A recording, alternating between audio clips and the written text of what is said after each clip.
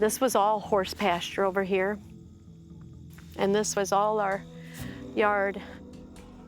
At one time, we owned 120 acres here. It was our dream home. Todd designed every inch of that house himself. Did you love Todd? Oh, I don't even think I ever didn't love Todd. I think I fell in love with him so quickly. And I know that he loved me.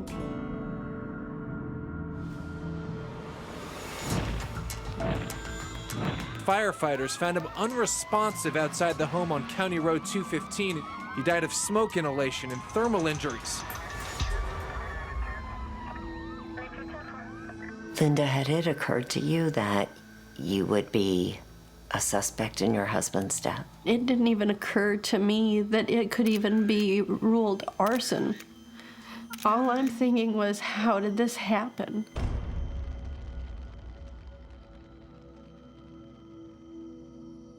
We are right now in our driveway facing where our front door used to be. So what was it like on that January 7th? It was in the low 30s. It had Raining? rained and drizzled all day. He's watching hunting shows upstairs. He's not doing much of anything. I'm doing laundry. I heard a scream like no other scream I'd ever heard from him. And I just rushed upstairs to see what in the world happened. And as soon as I got around the corner, I could see a fire across the living room. He looked like he was fighting the fire. I just rushed out of the house. But the house is on fire? You didn't think about calling 911? That wasn't my first thought. My first thought was to get out. Todd's gonna get out. As long as he knows I'm out, he's gonna get out. I thought, I've gotta get help. I got in the van and I started to back up, and then all of a sudden he's there and he's jumping around and he's patting himself. His skin is burnt terribly. And I lost sight of him. I don't know where he went to. Did you know you had run over your husband? No.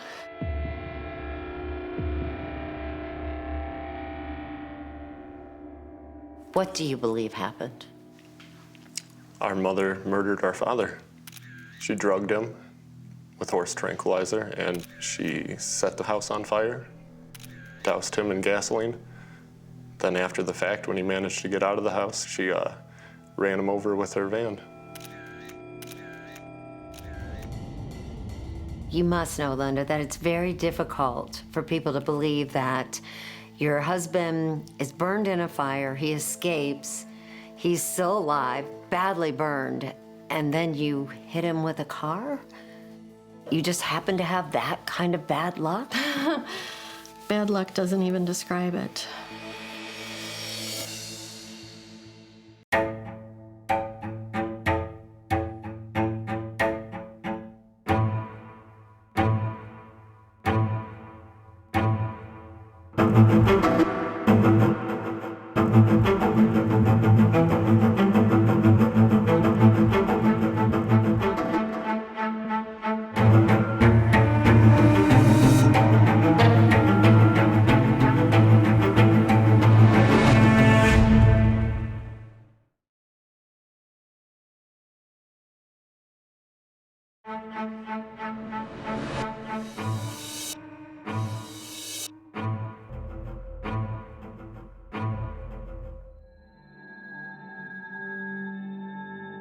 On January 7, 2007, the day her house went up in flames, Linda Stermer says she was doing laundry in the basement around 3 p.m. when she heard her husband Todd let out a scream. She ran upstairs to find their living room engulfed in flames. I could not have gotten over to Todd because there was fire between the two of us. She panicked, she says, and escaped through the front door with no shoes or cell phone. When Todd didn't follow, she jumped into this van to get help, knowing the keys were inside. But just as she was about to leave, Linda says she suddenly saw Todd through the driver's side window. I'm screaming at him, get in the van, and he won't get in the van. She says she jumped out of the van to try and help him. And I'm yelling at him to lay down, to do anything. I can't touch him. And so I get back in the van and I lost sight of him. I don't know where he went to, but it was so muddy. The tires were just spinning, so I couldn't get any traction. So I just put it in gear and I'm trying to let it creep until it gets some purchase. The van's tires were worn, says Linda, and the driveway too muddy. So she drove around to this side of the house where there was a sandy area, thinking that would give her traction. I saw the neighbors. I saw them coming up the driveway at some point. Neighbors Mike Matheny and Connie Calhoun had seen the fire and rushed over to help. Mike, he is yelling at me, "Where's the kids? Where's Todd?" And I'm screaming at him. He said I was incoherent, couldn't understand me because I'm hysterical. And I'm trying to tell him the kids aren't here, Todd's up there. Linda says they looked for Todd at the front of the house where she had last seen him, but he was gone. We found Todd laying right here closer to the house. Somehow, Todd ended up on the side of the house, not far from where she stopped the van. Somehow we went from over here to here. Yes, and he was laying on his back with his head closest to the house. Linda says she has no idea how he got there, but investigators later found Todd's blood on the van's front bumper and undercarriage. Todd was barely clothed when they found him, so Mike Matheny grabbed some of his own clothing from the back seat of his car and covered Todd with it. He was so badly burnt, and he was alive. He was looking at me, but he couldn't talk. And I laid there just begging him not to leave me.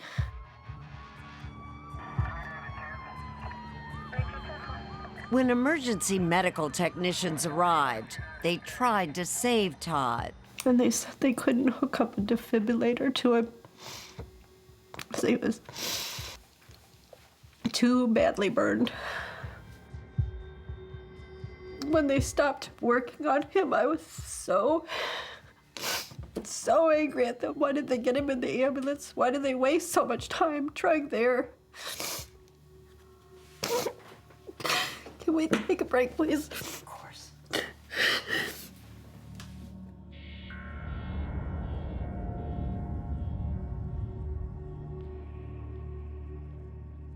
Anytime we would ask any details on the case or what happened that day, she would start crying and look for sympathy from you and play the victim.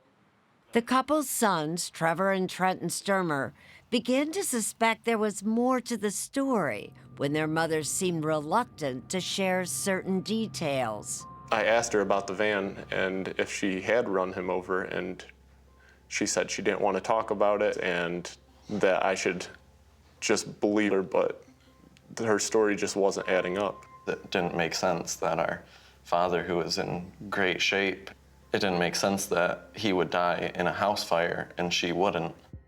They say their parents' marriage had been rocky for some time, and it all seemed to come to a head on the eve of the fire when Todd and Linda got into a shouting match. Was that the worst fight you'd ever seen your parents in? Yeah, this was absolutely the worst. All of us knew that this was going to be the one that ended their marriage. The fight, they say, was a familiar one over finances and infidelity. It seemed like he found out that she was having an affair, essentially, and had a separate life. Were you ever unfaithful to Todd? No. Todd was an extremely jealous and possessive person. Linda says she and Todd fought about money because they were near financial ruin. She says, thanks to Todd. Todd owned his own business. He sold gloves and occasionally he sold hunting suits, but he didn't like to work often. And I learned about him borrowing money from his mother. And I said, why would you do that? Why aren't you just going to work? I was working in a dialysis facility. I had to be to work at 5 a.m. How much in debt was he? At the time of his death, $75,000. He hadn't paid our mortgage in several months. And he just blew money. But Trenton and Trevor say the real drain on the family's finances was Linda's obsession with horses. They claim their dad was upset to learn that Linda had a line of credit for $25,000 to support the 31 horses she had on their property. The horses were always a topic of discussion between them of it was running us dry. I don't know where they would have gotten that idea from. Linda claims she was actually making money boarding those horses. The horses were self-sufficient. Todd always told me that if I didn't make enough money with the horses, that I couldn't have the horses. Whatever they were arguing about, 24 hours later, Todd was dead, and investigators were suspicious. They started taking a long, hard look at Linda's actions on the day of the fire. For instance, she had gone to this gas station early that morning, and a clerk would later say it looked like Linda was pumping fuel, not into her vehicle, but into a gas can. And in fact, this can was found by investigators in the Stermers' front yard. Do you think Linda intentionally hit Todd with the van? See more photos from the investigation on Facebook at 48 Hours.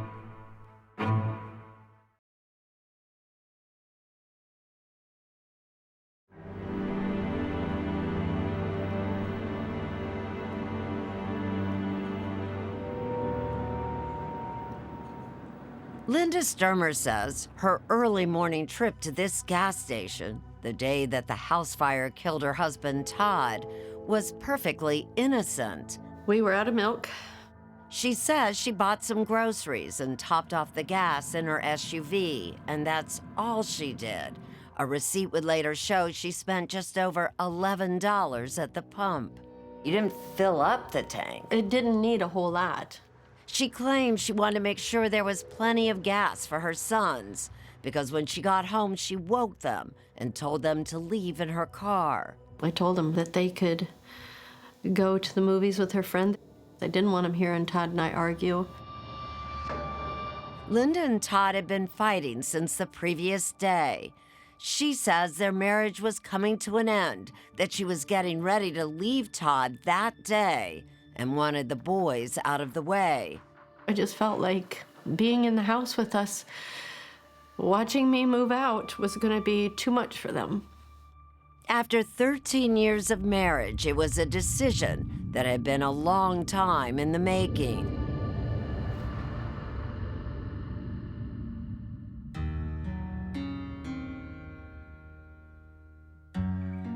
When Linda first met Todd in 1989, she says there was an instant attraction. He was so beautiful, so charismatic. You could just see the light in his eyes. They were both 25 when they started dating. Linda was separated at the time with 2 young daughters, 3-year-old Ashley and 2-year-old Brittany. It was clear Todd wanted the whole package. I said, I'm in the middle of a divorce, and I said, I have 2 little girls. And he says, well, that's perfect. I'll only make boys. I'm like, what? Wait. By the time they got married in August of 1993, Linda had given birth to their 2 sons, Trevor and Trenton. He did not have to marry me. We just wanted to be a family. Todd was the epitome of family. He was a great man, great father. Coached all of us through as many sports as he could, and definitely a family man. He was such a devoted family man, says Linda. He even offered to take in her nephew, Corey, to save him from a broken home. Todd sat me down one night and he said, do you want him to come and live here with us?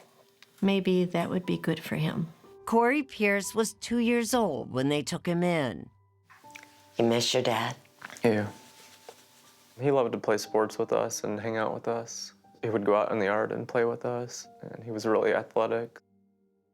Did he ever treat any of these kids differently? Oh, no. Anybody who he had ever introduced his family to, These are my sons, these are my daughters. It sounds at that point your relationship was pretty ideal. Amazing.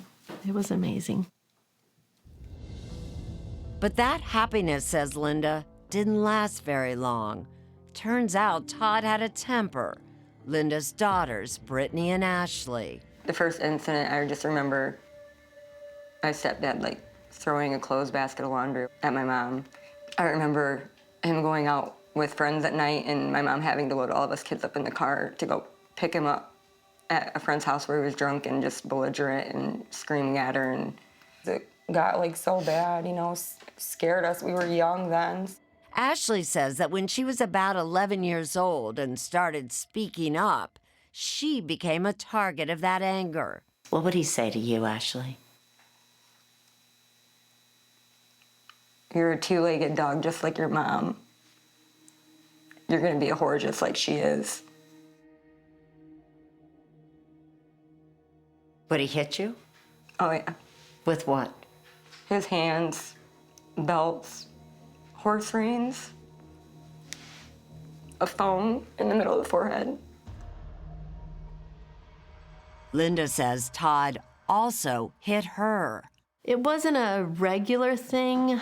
He would get extremely fired up and extremely frustrated, and he hit me one time and it left a bruise on my cheek. But he sent me flowers, he told me how sorry he was, and then you believe that it's never gonna happen again until it does. But Trenton, Trevor, and Corey say they never saw their father hit their sister Ashley or their mother. Did you see your dad ever be abusive to your mom? No, I never seen him physically harm her. We never saw a black eye or bruises. Our father definitely had a temper, and perhaps he grabbed her and squeezed her arm maybe a little too hard, but never any hitting.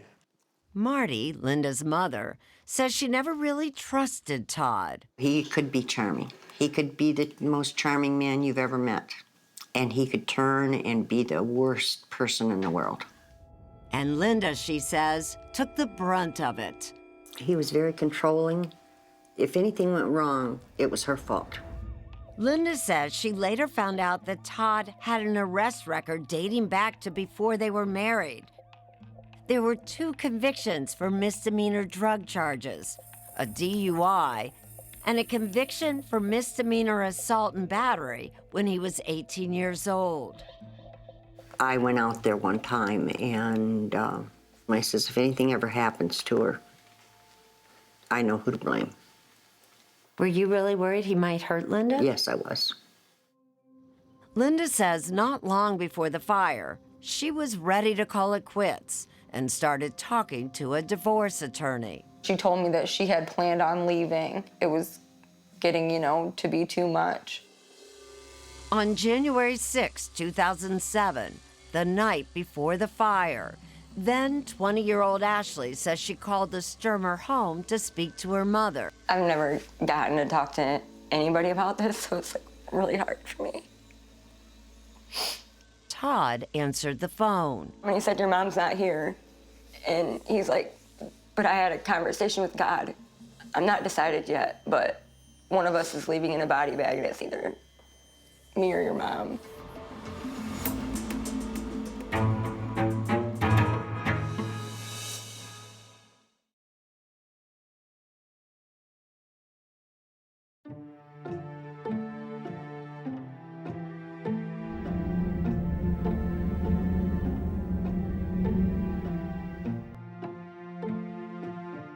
After Todd Stermer's death, Van Buren County Sheriff's detectives spent 2 years investigating, focusing on the troubled Stermer marriage and the fact that Todd's wife, Linda, ran him over when he escaped the fire. Then, on June 5, 2009, the prosecutor's office felt they had enough evidence to arrest Linda Stermer on charges of arson and murder. For so long, we had all held the notion in our head that it was possible that she killed our father, but when all the details and the evidence came out, it was just overwhelming. On January 5th, 2010, Linda went on trial. The evidence was mainly circumstantial, focusing on Linda's actions before and after the fire. Her sons testified she pushed them to go to the movies that Sunday morning. Saying, you need to get up, you need to go, you need to leave the house right now. I went to go say goodbye to our father. She physically stopped us. She said, no, he's sleeping, don't go over there. They now believe their dad had been sedated. I believe that he was drugged, just because he was clearly incapacitated in the living room. Bolstering that theory was Kate Fox, a former friend and co-worker of Linda's. Fox testified that Linda confided in her, saying she was afraid investigators would find a coffee cup she used to try to drug Todd. Linda's trial attorney, Jeffrey Getting, says there was no evidence that Todd was drugged. The evidence introduced at the trial was contained in the autopsy report, which didn't find any significant evidence of sedatives. But Kate Fox also testified that Linda had discussed ways of getting rid of her husband, including running him over with a car. Did you? No. Kate really hated me at that point. Linda says that by trial, their friendship had ended, and that Fox lied on the witness stand because, among other things, she was angry at Linda for changing her shift at work. My lawyer asked her why she was so angry at me. She says, she lied to me, she lied to me, she changed shifts without me. But Kate Fox also provided a motive for murder, telling jurors that at the time of the fire, Linda was having an affair with a coworker named Chris Williams. That testimony was backed up by Williams himself, who claimed that he and Linda had a romantic relationship while she was a married woman. Were you having an affair with Chris Williams? I started seeing Chris Williams romantically, but it wasn't until after I lost my husband. Why would a man you went out with turn around and lie at trial? Unless he was manipulated by someone I don't know. Linda says Kate Fox was so angry, she convinced Williams to lie about when the relationship began. The defense presented evidence that Fox had a history of mental illness, and her own brother took the stand and said her stories couldn't be trusted. I do know my sister, she can manipulate the truth to whatever she wants it to be, and yeah, she will lie if it's to her benefit. But it may have been Linda's early morning trip to the gas station that was most damaging to her case. Remember, she says she went out to buy milk and top off the gas tank in her car. But a gas station clerk testified she thought she saw Linda at the back of her car, seemingly pumping gas not into her vehicle, but into a gas can, like the one found on the scene. It's something Linda denies. It was frigid, and I had winter gloves and a warmer coat back there. So I got my gloves out to pump gas. As for the gas can found at the house, Linda says they lived on a farm and there were gas cans everywhere. A jailhouse informant testified that while in custody, Linda told her she started the fire while Todd was asleep. Another informant said Linda hit Todd over the head with a blunt object.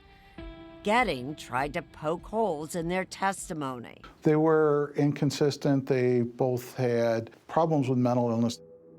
The prosecutor argued that Linda started the fire by dousing Todd with gasoline, and his sweatpants, underwear, and socks did test positive. But defense attorney Getting never called his own fire expert to refute any of that.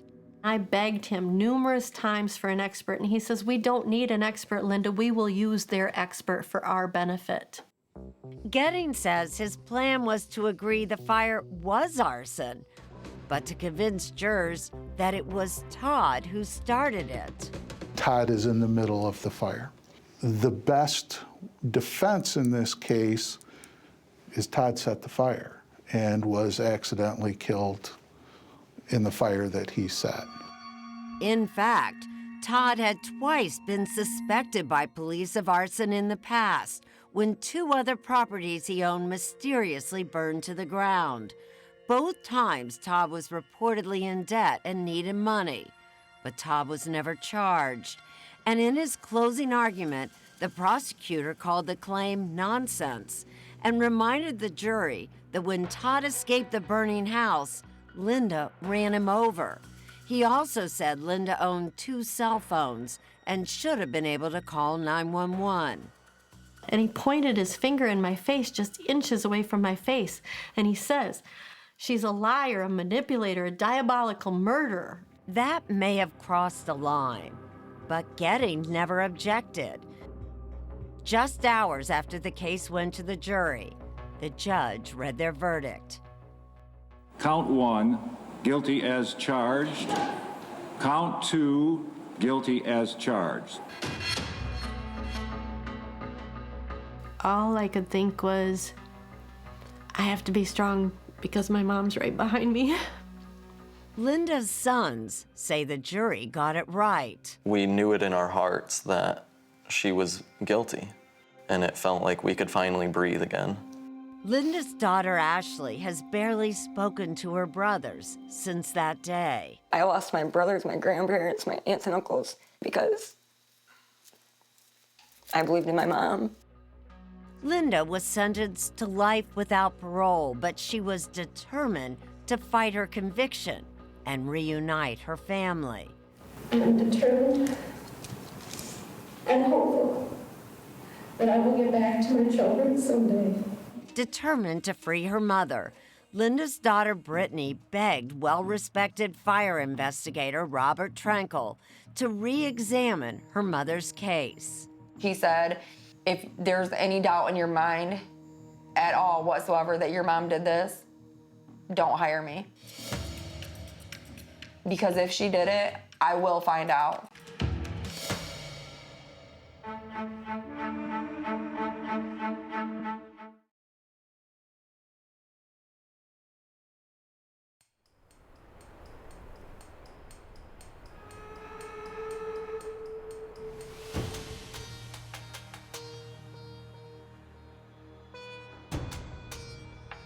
When you went to prison, did you think, this is it?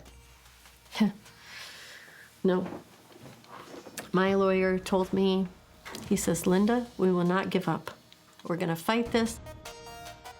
Over the next 5 years, Linda Stermer filed appeal after appeal in state court, all the way to the Michigan Supreme Court. All of them denied. It was devastating. It was really devastating. Then she turned to the federal court and took advantage of a prison resource, the law library. I was in that law library almost every single day of the week, and I learned as much as I could. I had people on the outside who were mailing me information on wrongful arson convictions and giving me an idea on where to go. Linda wrote her own petition to the federal court. In part, she blamed her conviction on her own defense attorney, who had chosen not to hire a fire expert, an expert like veteran fire investigator Robert Trankel, who would have testified there wasn't enough evidence to prove the fire that killed Todd Stermer was deliberately set. How would you describe the investigation that was made into this case? Adequate? No, absolutely not adequate. Inadequate. Just the opposite. For example, Trankel says investigators failed to sift through the remains of the house and took very few samples of debris. If you think the fire started in the living room and started in the center of the living room, you're going to have to take that floor and move it out to the outside, look at what kind of burn patterns are on that floor to give you that reason to be able to believe that, and then take a sample and see if you have something. Trankel says the evidence doesn't support the state's theory that Linda doused Todd with gasoline and then set him on fire. I've asked probably 30 or 40 people who are firefighters, investigators, and they all laughed when I told them about somebody getting out of a building after they've had gasoline poured all over them. And when asked about the gasoline found on Todd's clothing, well, Trenkle says it was likely a case of cross-contamination. Remember that neighbor who came to the rescue that day? He recycled auto parts for a living, and a shirt he used to cover Todd also tested positive for gas. And then there's the fact that no gasoline was found on Linda's clothing. But if you get one little speck on your finger, you try to wash it off and wash it off and wash it off, it's still there. So it should have been smelled on Miss Stermer, and it should certainly have been on something that she was wearing. Trenkle says there simply isn't enough evidence to prove arson. But even if there was, the more likely suspect was Todd Stermer himself. And why do you believe that? Because of his burn injuries, it certainly shows that Mr. Stermer was in the area of the fire. In 2016, an attorney filed Linda's amended petition, which included Trenkle's findings. 2 years later, a judge responded, granting her another day in court. In October 2018, federal judge Arthur J. Tarnow held an evidentiary hearing in Linda's case. I knew that the science was the key. There's no evidence to support a theory of arson. What do you believe started that fire then? I believe that something came out of that fireplace, a coal or a log or something fell out, popped out, and started that floor on fire. The state's fire expert testified that he followed proper investigative procedures and didn't take samples of the remains because he saw no evidentiary value in them. When Jeff Getting took the stand to defend his work, the judge was quite stern with him. He was critical of me. He was critical of the entirety of this trial. But Getting says he still believes he presented the only case he could have, that it was Todd Stermer who started the fire that ended his life. This defense to the case was the one that I felt, my client felt, we together felt, gave us the best likelihood of success. 2 months later, just before Christmas 2018, Judge Tarnow called a hearing and issued his ruling. He found the prosecutor was wrong, telling jurors that Linda had 2 cell phones when there was no evidence of that. And he also found fault with the defense, saying Getting failed his client by not calling a fire expert. The judge also pointed out that although Kate Fox's trial testimony was incriminating, she did suffer from mental health problems, and that her brother testified she was known to be untruthful. The judge also agreed that if there was an arson, significant evidence pointed the finger of suspicion at Mr. Stermer.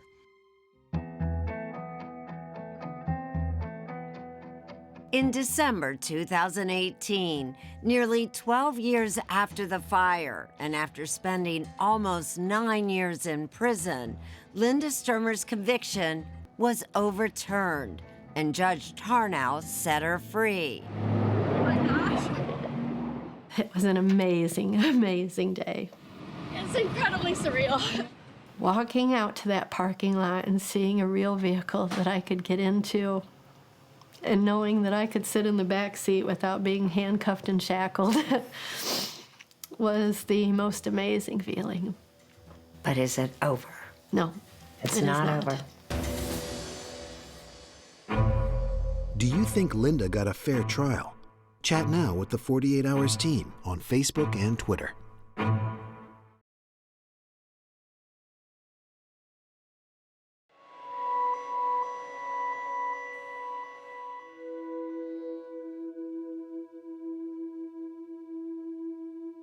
I noticed that you call her Linda. You don't call her Mom. She's not our mother now. We don't. She's not Mom anymore. No. For nearly 9 years, Trevor Stermer and his brothers went on with their lives, believing their father's killer was behind bars. And then in December 2018, A federal judge set their mother free. The fact that a judge took a look at the evidence and didn't feel she had a fair trial, thought she might be innocent, that doesn't change the way you feel. No. I know that she did what she did.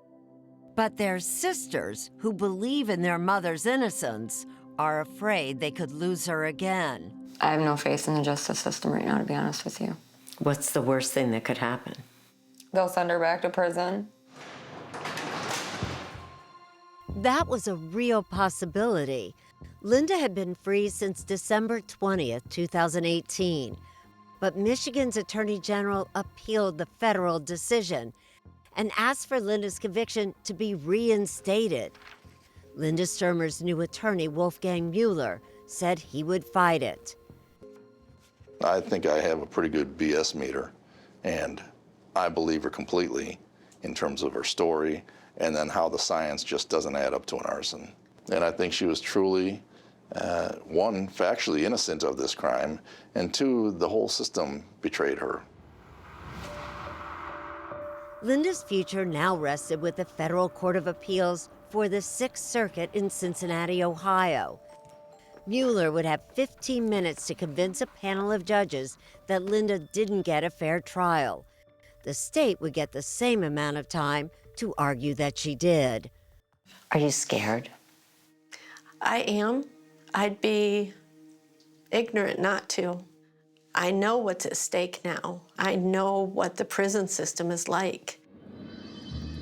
On December 3rd, 2019, Linda Stermer, her daughters, and her mother were in Cincinnati, Ohio. Is this our entrance, I guess? To attend the hearing that will decide her fate. Maybe this will finally end this nightmare. She's hoping her sons will also attend, even though they won't be in her corner. You're thinking about going to the hearing? Yeah. Potentially. I'd like to see how she weasels her way out of this. But when the hearing began, no one from Todd Stermer's side of the family appeared. Cameras weren't allowed in federal court, but an audio recording was later made public. Case 19-1075. When it was Wolfgang Mueller's turn, he argued passionately on Linda's behalf, saying she never had a chance at a fair murder trial without a fire expert. I felt the need to tell the judge that in a case involving fire science, you have to have an expert to be able to defend yourself adequately. Mueller also argued that the evidence against Linda was weak and circumstantial. 2 jailhouse witnesses and a co-employee. We didn't have any strong evidence in this case. But one of the judges pushed back, troubled by what Linda did after the fire. Weak evidence? I find the case astonishing. I mean, the car going back and forth, randomly hitting the guy? You're calling that weak evidence? The judge's comments left Linda Stermer worried and visibly shaken. When the judge concentrated on the fact that I had driven over my husband, that's something that I've never been able to figure out how it happened. Later, she was angry. He said that I ran over my husband over and over, back and forth. That was absolutely not the case. Did your heart sink a bit when you heard him say that? Just made me think he doesn't have, at that instant, a complete grasp of all the facts, but I trust that his clerks have gone over and will pore over every single page of the transcript, as will all the judges and their clerks and their staff. While she awaited the court's decision, Linda Stermer was just trying to enjoy every moment she has as a free woman. She now lives with her daughter Ashley, is working and saving money, believing one day she will buy her own home and be able to heal and reunite her family. There were times while I was in prison that I wanted to give up. The only thing that kept me from doing it was that that was such a selfish act, and there would never be a possibility of putting my family back together or making anyone feel whole again. Do you think at any point you'd have a relationship with her? Absolutely not. No. It kills me that he can't be a part of my children's life anymore, that they don't have that privilege of having a grandfather like him. It's devastating. What will you tell your daughter? I'll just tell her what happened and that I think it was best to keep her out of our life. Ashley and Brittany are heartbroken and believe that by defending their mother, they have forever lost their brothers. Do you plan on talking to them again? After this, I don't think they'll ever talk to me again. That had to be a tough decision then to talk to us. Why did you decide to talk? Because I love my mom. And I don't think that she's guilty.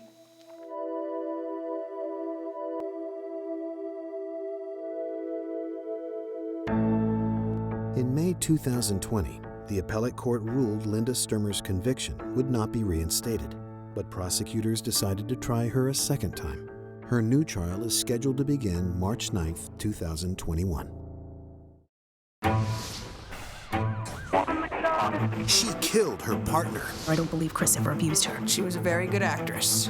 Murder or self-defense? There were many people who saw her with black eyes, with bruises. She was afraid for her life. 48 Hours, next on CBS. CBS News, original reporting.